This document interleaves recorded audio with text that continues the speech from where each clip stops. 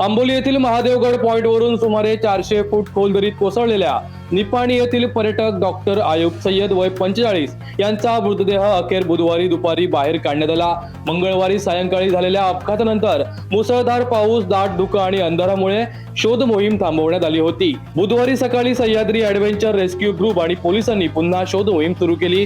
पारपोली परिसरातील खोल दरीत हा मृतदेह आढळून आला। त्यानंतर अत्यंत प्रतिकूल परिस्थितीत सुमारे 400 फूट खोल दरीतून मृतदेह बाहेर काढण्यात रेस्क्यू टीमला यश आलं। या कठीण ऑपरेशन रेस्क्यू मध्ये Sahyadri adventure rescue group, Amboli सांगलीच्या बाबल आल्मेडा, मायकल डिसोजा, संतान आल्मेडा, उत्तम नार्वेकर, लॉरेन्स आल्मेडा, राजू राऊळ, प्रथमेश गावडे, पास्कू देसा, अजित नार्वेकर, समीर गावडे, आनंद गावडे, विशाल बांदेकर, प्रतीक मोहिते, नारायण चव्हाण, शुभम कळसुलकर, सर्वेश नाईक, मनीष नार्वेकर, वामन पालेकर, राकेश अमृसकर, दीपक मेस्त्री, अजित गावडे, रघुनाथ सावंत, अभिजित नार्वेकर आणि हेमंत नार्वेकर यांनी सहभाग घेतला होता।